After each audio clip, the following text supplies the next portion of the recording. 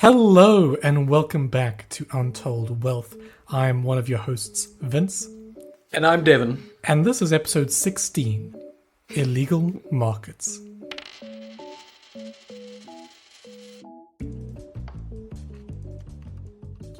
So, it's been a slight bit of time since we've recorded. In the week or so that we haven't seen each other, have you done any illegal things, Devon?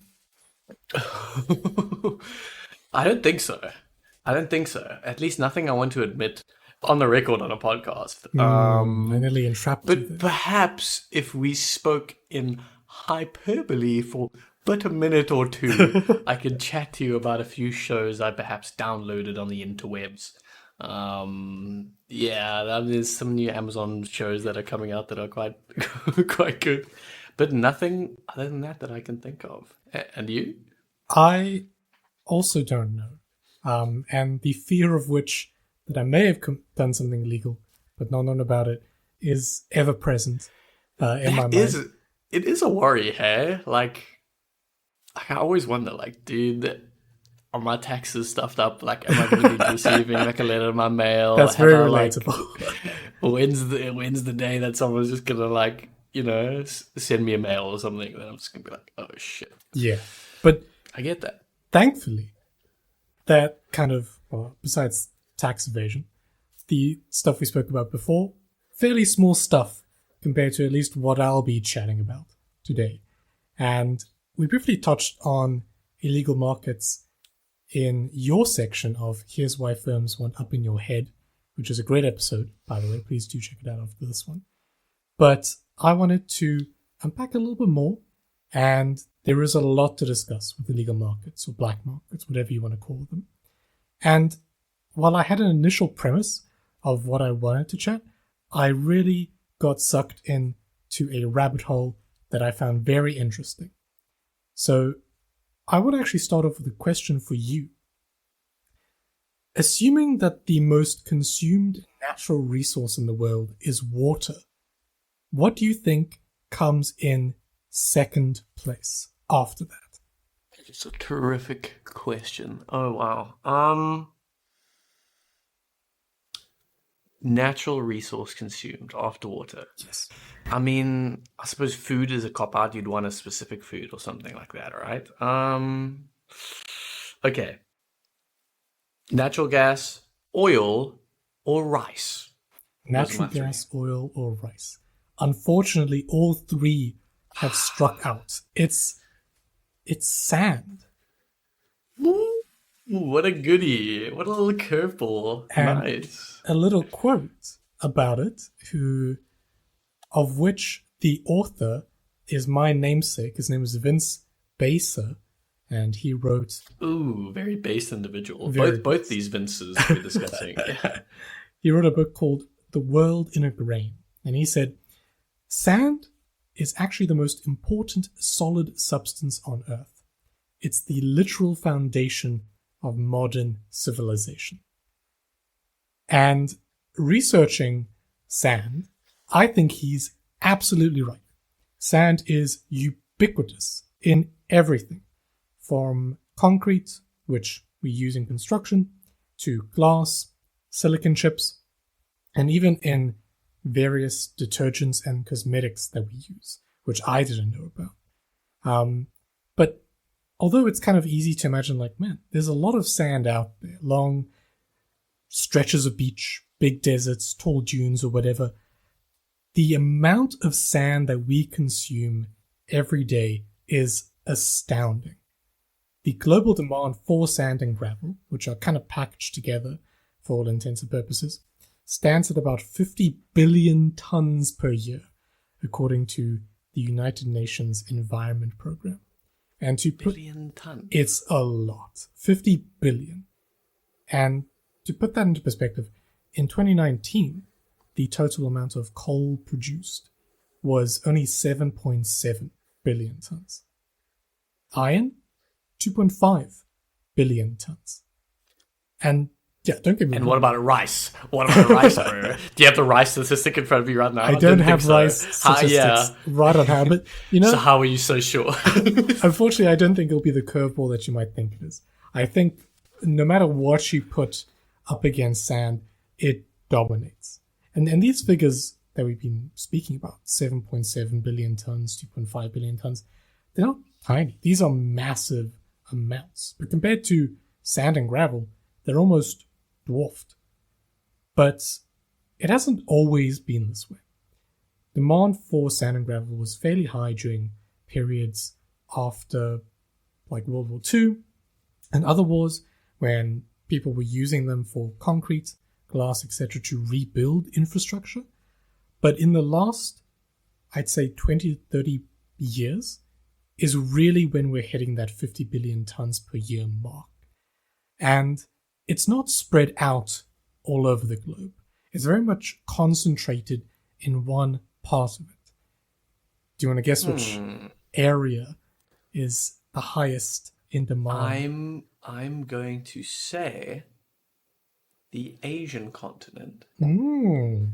Yes, I'm leaning towards like Eurasia, like India, perhaps China. I mean, they're getting like rapid urbanization and building and things like that. Absolutely. I'm assuming most of it is building, right? Like, yes. Most. So, spot on. Southeast Asia in particular, specifically China and Singapore, are the parts of the world that are craving sand the most. Primarily, as you said, due to the mass amount of construction that took place and is still taking place over this 20 to 30 period. And they have this insatiable demand for it. But this is kind of all setting the context because we're actually leading up to what I actually want to talk about for this episode about black markets. Sand smuggling. No. I knew it was coming, but it just sounds so weird. So, yeah, if you can believe it, people in countries or businesses in countries like China and Singapore, they're part of, on the receiving end at least, a illegal sand smuggling business and smuggling them in at ridiculous prices, might I say. Singapore in particular has become the world's largest importer of sand because of various land reclamation activities, which is basically them using sand to create more land where there was water before. And they've actually seen a 20% increase in their land mass over the past 40 years. And they plan to increase it by a further 10% over the next 7 to 8 years. And to do that, they're going to need about 1 billion cubic meters of sand and gravel, which is insane to think about. Even more so are the prices at which they are buying the sand. In 1995, sand was being sold about $3 per ton, but in 2005, which is the latest figure I could find, it was being sold at $190 per ton. Whoa, okay, just you could buy a ton of sand, 1,000 kilograms of sand for $3 way back when. Yes. I mean, that's pretty cheap. I don't know what you need that sand for. That's I very don't know cheap. I don't know how many glass panes you can make with that much sand, but that feels cheap. And now it's up to 100 and what? 190. Oh wow! So basically $200. It is massively increased due to the demand. And sand, like, you need a lot of it to do very little. Like, the amount of sand that you need to make a proportion or ratio of concrete is like 5 or 6 tons of sand for 1 ton of concrete, or something akin to that. And this is when you tell me that there's different qualities of sand from around the world, and then some bloody forgotten island state has the most expensive sand, right? Well, not quite. There are different kinds of sand. But thankfully, or maybe not thankfully, for Singapore, the country where they used to get the sand from was quite close by.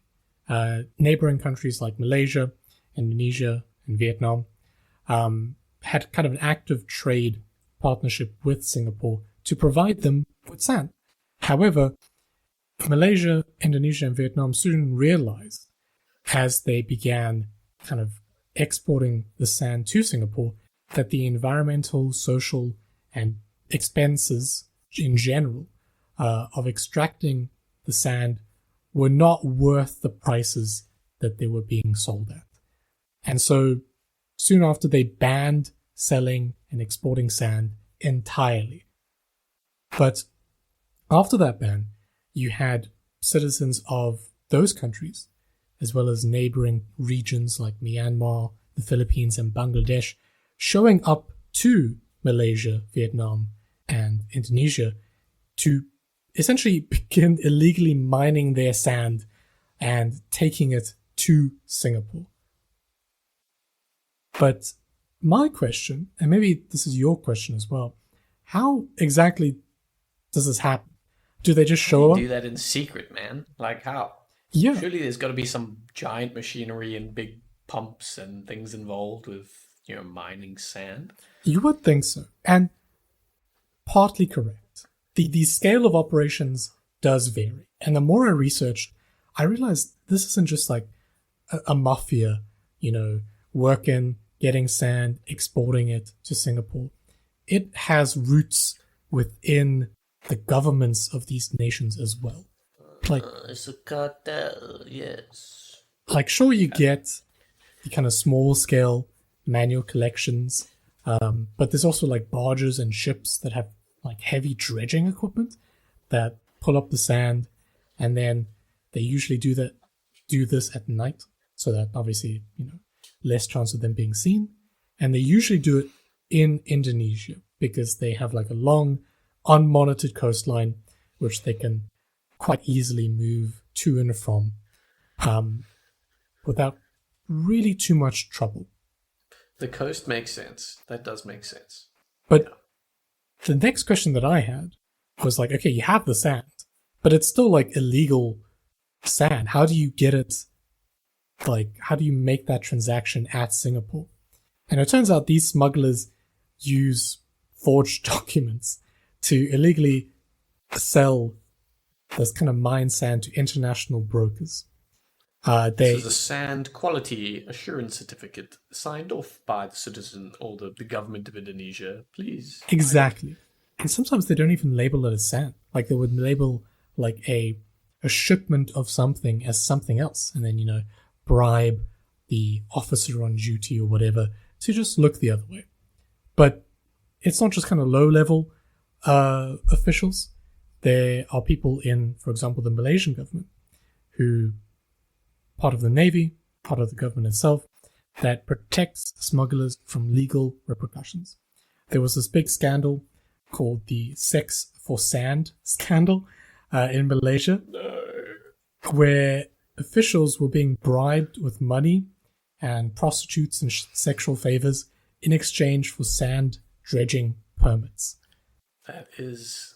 You can't make that shit up. You that really is absurd. can't. But yeah, there's also a network of mafias, as I've alluded to, that essentially try and maintain certain regions of good sand, I guess if you want to call it, not be used by anyone else. Unfortunately, as with most mafias, this isn't good not only for the economy, but the people themselves. And villages in like Cambodia are very frequently kind of being threatened with violence when they try and speak up. Because this illegal sand mining activity is not just bad for the economy, but also really bad for the environment, which is really just a cherry on top. So I understand the environment. Like, you're going to be destroying a lot of seabeds and maybe some natural architecture. Yeah. And, like, I completely agree. How is it bad for an economy, though? If there was never going to be... if it was outlawed, for example, there was never going to be any, market for it within that country. I think why is it bad for it? In the examples that I saw with Malaysia, Indonesia, and Vietnam, like a lot of it was to do with the environment and social costs. But from what I saw as well, like in most cases, the illegal smuggling takes place in underdeveloped countries. And so I guess there's a lack of infrastructure there to really get that operation up and running at a rate that is I guess, cost effective. And so they were experiencing the fact that, like, okay, we have sand, but we don't really have a large scale production which we can use to make a profit. So, while I think most of it is environmental and social, it seemed as though there were some kind of logistical issues as well that stopped it from being economically productive. All right. Confusing, but seem to be tracking. And yeah, this really goes to the top of these respective governments. For example, it's quite interesting when you look at the statistics of trade between Singapore and, for example, Malaysia. Because in 2008, Singapore showed that they imported 3 million tons of sand from Malaysia. But in that same year, Malaysia reported exporting 133 million tons to Singapore. And so you kind of get tossed up of like, where is this 130 million tons of sand going?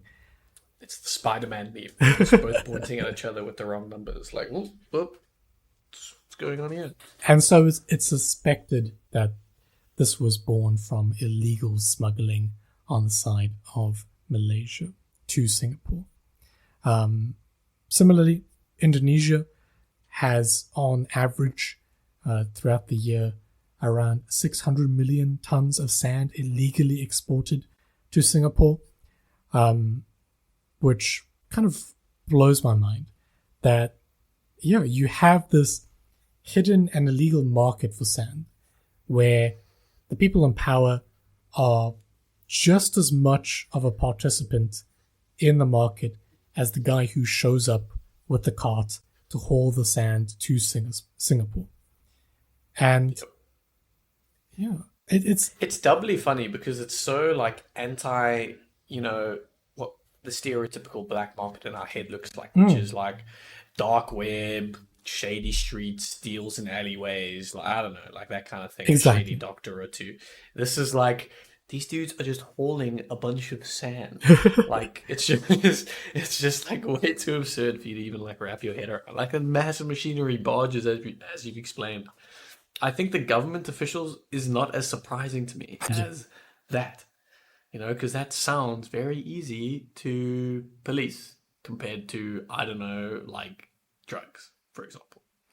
It really is. And I think that kind of perhaps absurdity, but also in part due to like the rampant corruption that has taken place around this illegal sand smuggling, really has hidden it.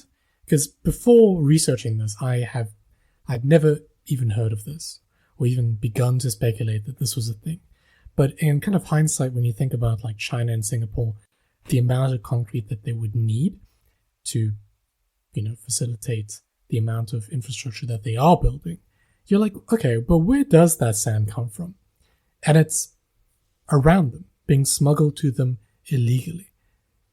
The data on kind of like a global scale is almost just like fledgling to do with this. There's hardly any data on sand use, on the sand extraction, and there's no accountability either. Like there's no convention for sand trade that's being done, but you have like 500 billion tons of the stuff being in demand each year.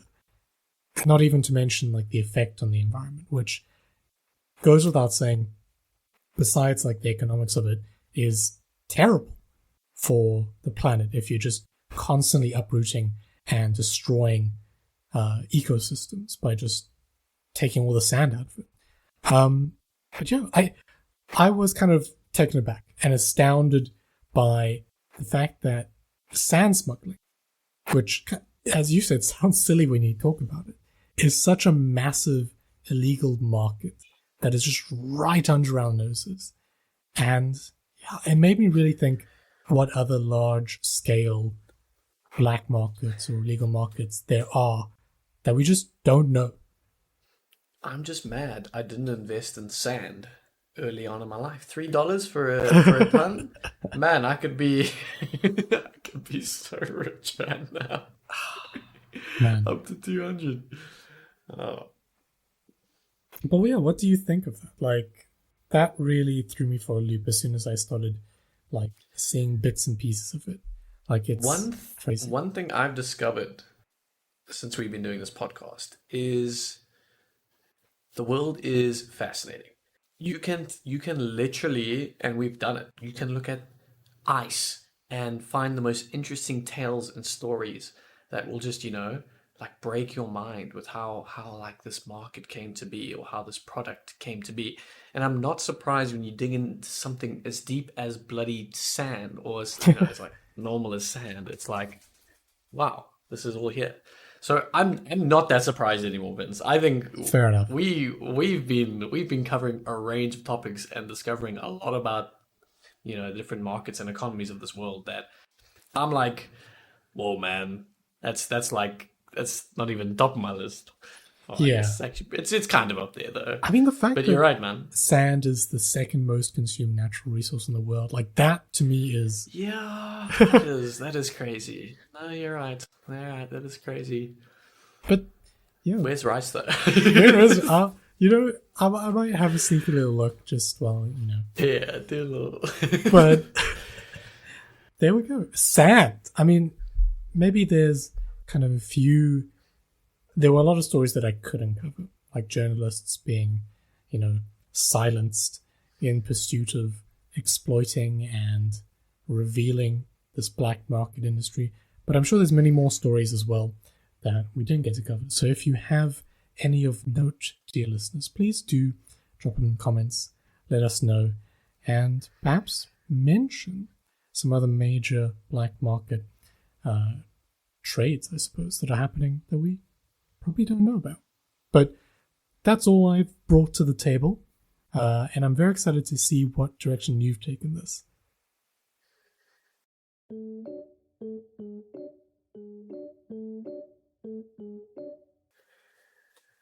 All right, Vince, I'm taking us back, way back again.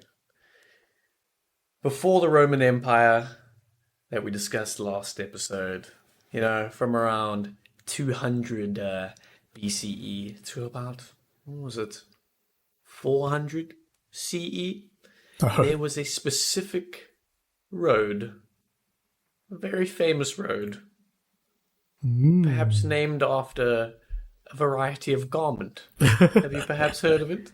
Yes. The Silk Road, perchance. The Silk Road. He's got it, ladies and gents. Yeah, I'm going to be talking about the OG Silk... I'm joking. I'm not talking about the OG Silk Road. Oh, shit. I lied completely. I'm talking about its... What's the word? It's not predecessor. What's the opposite of predecessor? Progenitor? No, maybe I'm talking about predecessor. I don't know. I'm talking about Silk Road in the 21st century. Have you heard about this story before? I've heard about the original Silk Road, but I barely know anything about it. And I've heard about the modern Silk Road, and yeah, I know it has very black market, spoopy connotations to it. Yeah. So I'm going to be talking about this, and also kind of like an Asian kind of anecdote that I find just quite interesting. It wasn't like nothing I wanted to base my entire segment on, but I liked it regardless. But all right, Silk Road, for those of you who just were completely lost in the entire conversation, it was a website developed in 2011, run off the Tor search engine. For those of you who don't know what Tor is, it's because you're not a person who does illegal things on the internet, so you're good. I literally only discovered it in this research now. Basically, Tor was this kind of a search engine developed by like the Navy, I think, in the Cold War, perhaps a little bit later, just as a point, to make communication anonymous between their different departments and things like that. But it quickly just, got caught onto the mainstream-ish. And yeah, now anyone can place sites on Tor itself. And data that's posted there is anonymous, which is cool for black market dealings, right? Absolutely. But no one had really cracked the code on how to purchase things anonymously, online, that is. Because when you purchase things online, what is there? There's a whole list of credit card statements and different banks that have to approve online transactions, Swift codes, you name it. They could track it if you purchased it online. What changed though, Vince? Let's say in 2010, 2011. I want to say the introduction of like cryptocurrencies or anonymous transactions or something like that. You are bang on as usual. Yes, Bitcoin was first introduced to the world then, although it only got popular in about 2018. But, 2018, 2017, something like that. Somewhere I think its peak peak was around 2019. Yeah, 2016, that's when I heard about it. Oh, really? Oh, we went like matric then. But anyway, this was kind of like, you know, when cryptocurrency first got big and Bitcoin first got big, people were talking about, ooh, don't get involved with it. It's used for black market dealings. Yeah. And, you know, like this is the reason why. Because a gentleman, I don't know if you want to call him a gentleman, but a guy named Ross Ulbricht. I'm just going to call him Ulbricht from now on because I don't want to keep butchering that pronunciation. He was a physics major, smart guy, and he was kind of this dude that was really gung-ho about this freedom of market and exchange and libertarianism, and like whatever you buy is yours, and you can do or sell it to anyone who wants it, essentially. And he kind of took this to a little bit of a logical progression and said, I want to sell drugs, but on the internet. So it's quite the leap. You know, he kind of, quite the leap. He wasn't even in like a programming or web development background, but he still wanted to, despite you know his studies in physics. I don't really know how he made that leap. I never found it, but whatever. He got into it. He was keen on doing it. I think he came from a fairly middle class, wealthy family, so he wasn't like desperately looking for a job after study. And he started working for years on developing this website using the aforementioned name Silk Road.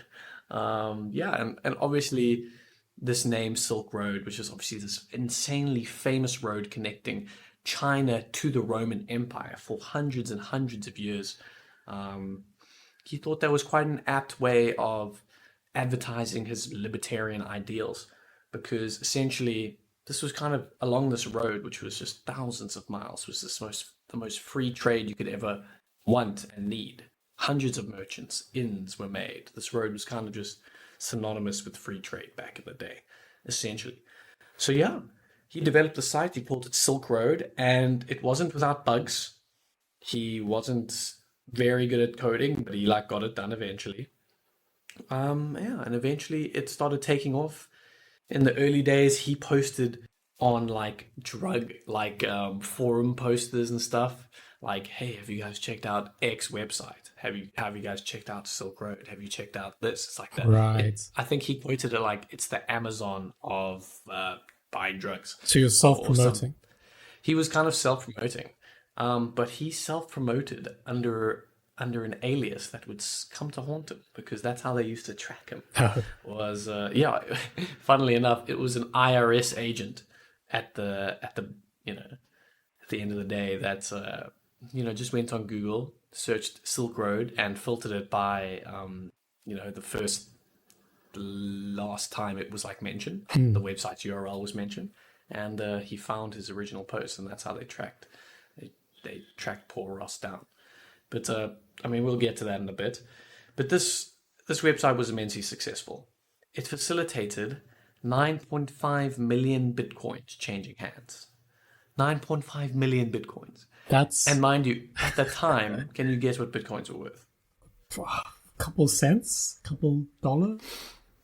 More. $11. Oh, shit. $11. Well, obviously, it was from 2011 to 2013, 14. Right, okay. This website lived. So there was a few years. So I'm sure it gained and lost some value. But this was in its inception, right? This was kind of new Bitcoin. So it wasn't worth a lot. But that tells you just how crazy this could have been if it was in today's age or whatever. And that's about $120 billion that was going through this website at a time. Jeez. And Ross was taking a cut, about between a 4 to 6% cut on every transaction. That's essentially hefty. It is. But it's a black market site. You're paying a commission on this very illegal site. I mean, like, if you want your drugs, you're going to pay that, right? Absolutely. Man, Lickety that's... split. Ross was ambitious. Yeah, and eventually a bunch of sellers came onto his site. They posted their own listings of drugs, but it eventually got a bit out of hand. I think in like 2012, one guy posted like guns to like sell. And then he allowed it. And then, yeah. And then later it was organs, and it was just like, it got, like, there was a reason that this got on the FBI and drug enforcement agencies, DEA's radar, like, very quickly, because as soon as it went beyond drugs, it got like really, really serious. People were like posting job boards of like assassinations and hitmen and things like that. It was like, it got scummy real quick. But him and his libertarian ideals, he was like, yeah, I'll allow it all. Which I think was probably his demise. So yeah, in 2013 he was caught. They tracked his aliases down, of all these forums he'd posted to. You know, he used a few aliases. One was Frosty, and yeah, one was called Dread Pirate Robert. It's apparently a character in The Princess Bride. The Princess Bride. There we go.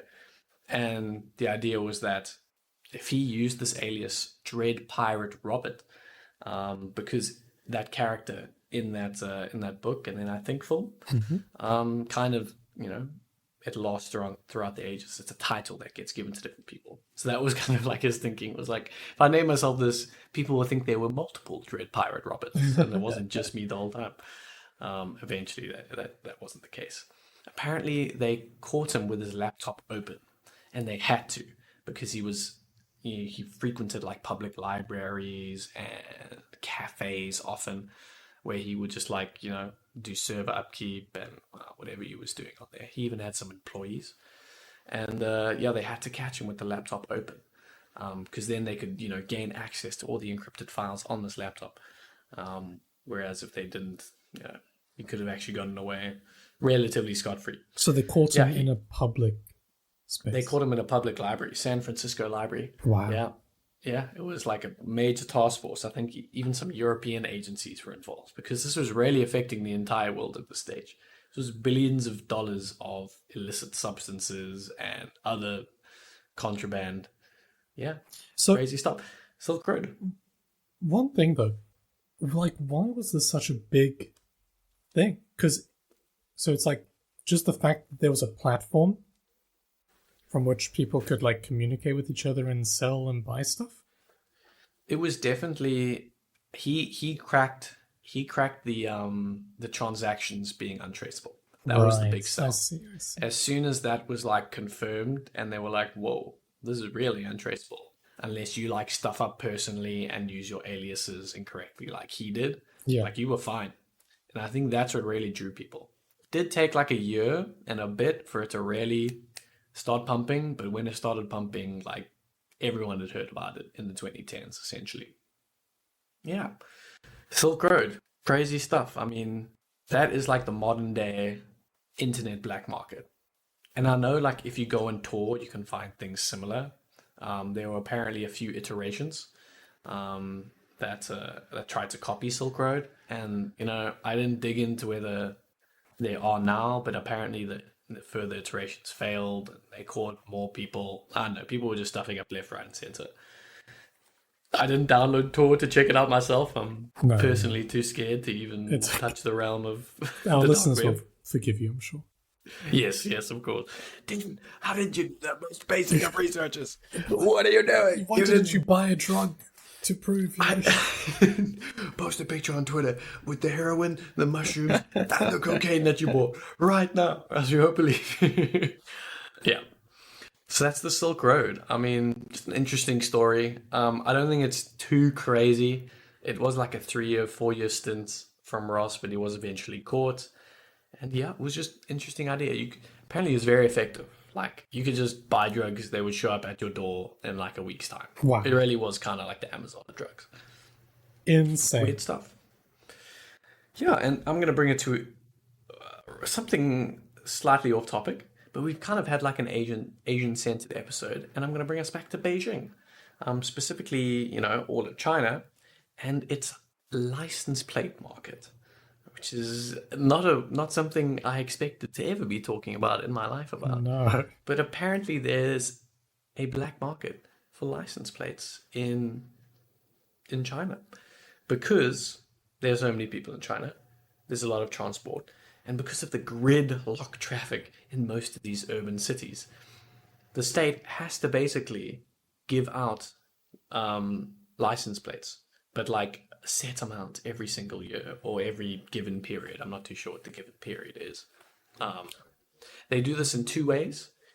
They either do it as an auction, which is, a little dubious, because then the richest of the rich are only getting their license plates.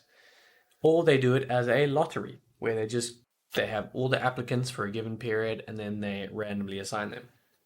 Some of them do it two ways. Some of them do a lottery and auction system. Like half of the plates are going to be auctioned for that given period. Half of them are going to be lotteried. So yeah, there was some economists in China that actually studied this, and they kind of wanted to understand, how are these black markets formed, and like, what is their actual effect on society. And they actually singled out the Beijing market, and then used kind of like urban areas around Beijing to kind of supplement data here and there. But here's what they found, basically, is that the black market in this instance wasn't that bad. It was actually a pretty good redistribution, a good way of redistributing wealth to those lower class. So here's basically what ended up happening, is they saw that, when the lottery gets announced, in Beijing it was only a lottery system, by the way. When the lottery gets announced, how you would think what would happen is that car sales increase by a little bit. And they saw that in most regions around China, car sales increased by about 3%. Right? Yeah. People just got their plates. They just got their license, like, registered. They need a car now. Totally makes sense. I can understand that, right? Yeah. But they saw that in Beijing, it increased by a whopping 23%, which very clearly, and those were luxury cars, by the way, and that very clearly indicated that there was this black market for transferring these license plates. The reason these license plates could be transferred is that people would like marry others, and then like get their possession of their car, which was then because how it worked, I think, and I'm getting into the weeds of it, but the license was attributed to a car when it was first applied for, which doesn't really make sense now that car sales increased slightly when the lottery was announced. For their car license plate. Well, can you imagine being a wealthy... Okay, can you imagine being like a wealthy businessman in Beijing and not having a car? Like, you'd be the laughing stock, right? Oh, I see. Like, they need their cars, dude. Like, you need to drive around, but the government can't give too many because the traffic is just so terrible. And apparently, like, China's urban planning is pretty good in general, but there's only so many roads, so many cars. So yeah, that very much implied the existence of quite an interesting, distribution force, that this lottery was giving it to those not so wealthy, and then, selling them at exorbitant prices to the upper class, which was why the luxury vehicles that were purchased increased by that much. Yeah. Crazy stuff. I mean, actually not that crazy. The most mundane story ever, to be honest with you. No, it's in the same. But like, that's really weird, because that is technically an illegal black market. But like, that's not harming that many people. Like, that's fine, right? Yeah. A similar thing happened. Yeah, a similar thing happened when we were discussing organs, right? And we had to weigh, is it fine if you sell your organ? Oh, but you can live your life with one organ instead of two sometimes, and you're getting money. Oh, but is the price right? In this case, it's literally just like a car license plate that you've applied for. If you get it, like, it's really cool for you, but it's not life or death like perhaps an organ is. You can only see this as being, somewhat good for the middle and lower class, that they get to sell these licenses, to the really rich and wealthy. Sure. I just thought that was quite cool. Like, there's a little cute little black market anecdote of it not being super bad. Yeah, I mean, I was like, a very interesting perspective that, like, I don't think, because black markets do have this stain on their reputation. Fair enough, but in some cases, it can have like interesting economic effects, like increased productivity. It also made me wonder, like, I've never seen a Chinese license plate, and I'm thinking to like South African license plates where it's like CAA number, NUR number. Like, with the amount of people and cars in China, is it just like half the alphabet at this point, or? Wow. That's true, eh? Because you got like 6 digits max on the license plate around here. And then you got like 3 denoting what region the license plate is from. Yeah. Yeah, you'd run out of variations pretty quickly, but I would say. That's maybe why they have the limited amount of license plates that they put out. Yeah, you were just like, as from a, I mean, I was going to call South Africa a Western country. Do you consider South Africa a Western country? Western adjacent. I think in the same way that like Brazil is, like, it's some properties of Western, some kind of still developing issues. Yeah, predominantly Western, let's say that. And from this perspective, like, you would just never think that, you just come here, you go to so as a very loud car races past my apartment, they hear me. You just go to a traffic department and you go apply for your license, and like, that's it. You'll be fine. Just interesting that is not the case in China. Like, this is something you got to think about. Wow, I couldn't get I could not win the car lottery this year. Well, shit. I cannot drive anywhere now for another year. Man, that really feels bad.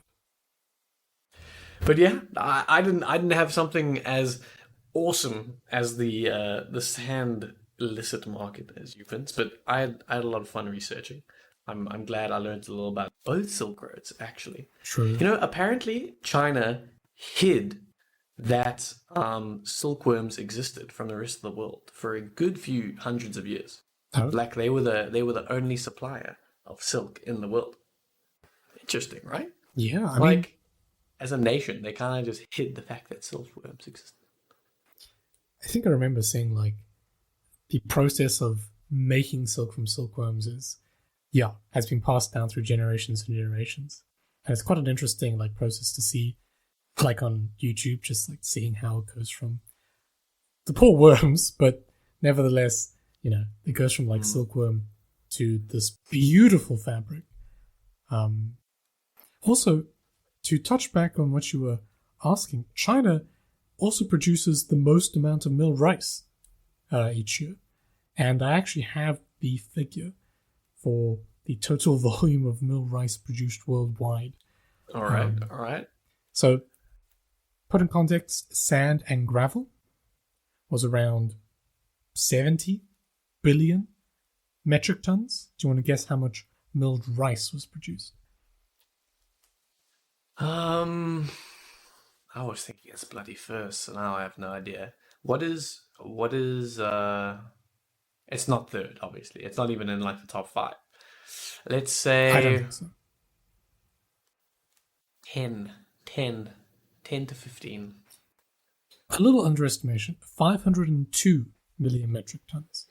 So I would hazard a guess that it is the most produced, like, food substance? But still quite a ways away from sand, gravel, iron, and the other one that I mentioned, which was... What's going to beat it in terms of food? Wheat? Maize?